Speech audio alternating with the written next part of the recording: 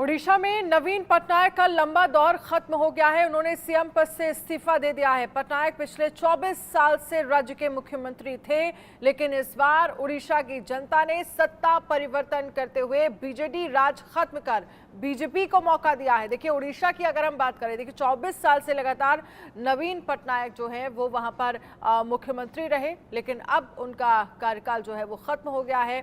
BJD का राज खत्म हो गया है और मौका अब जनता ने बीजेपी को दिया है। ये रिपोर्ट देखिए।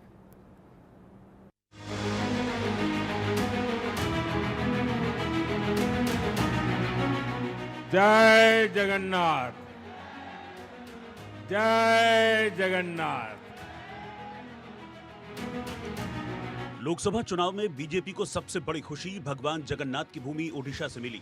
यहां लोकसभा और विधानसभा दोनों ही चुनावों में बीजेपी के आगे कोई दल टिक नहीं पाया।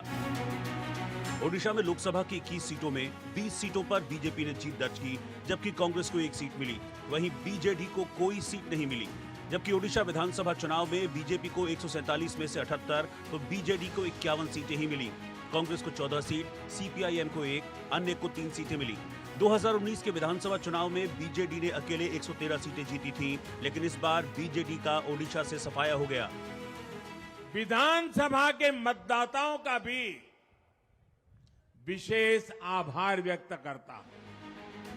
ओडिशा में बीजेडी साल 2000 से लगातार सत्ता में रही। बीजेडी अध्यक्ष नवीन पटनायक 24 साल मुख्यमंत्री रहे। पीएम ने चुनावी सभा के दौरान घोषणा की थी कि 4 जून को ओडिशा में बीजेपी को बहुमत मिलेगा और 10 जून को यहां बीजेपी का सीएम शपथ लेगा। ये बात नतीजों ने सही साबित कर दी कि मैं मेरे संबंधों को संभालूं कि उड़ीसा के भाग्य की चिंता करूं। तब मैंने रास्ता चुना कि मैं उड़ीसा के उज्जवल भविष्य के लिए अपने आप को खपा दूंगा। उसके लिए मेरे संबंधों को मुझे अगर बलि चढ़ाना पड़ेगा तो मैं उड़ीसा की भलाई के लिए बलि चढ़ाऊंगा। नवीन पटनायक की हार में उनके राइट हैंड वीके पांडियन वजह माने जा रहे हैं। कहा जा रहा था कि नवीन पटनायक के बाद वीके पांडियन ही उत्तराधिकारी होंगे। ऐसी चर्चाओं को बीजेपी ने खूब हवा दी। वीके पांडियन भी तमाम रैलियों में नवीन पटनायक के साथ दिखे। पांडियन नवीन पटनायक का कांपता हाथ छुपाते हुए भी नजर आए थे, जिसको बीजेपी ने मुद्दा बना लिया था कि उनकी तबीयत बिगड़ने के पीछे कोई साजिश भी हो सकती है।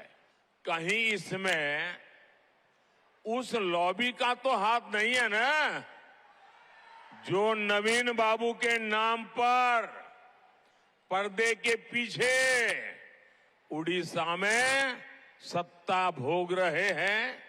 10 जून के बाद उड़ीसा में भाजपा सरकार का विजय होने के बाद हमारी सरकार, उड़ीसा की भाजपा सरकार एक स्पेशल कमेटी का गठन करेगी और ये जांच करेगी कि अचानक नवीन बाबू की तबीयत क्यों गिरती जा रही है।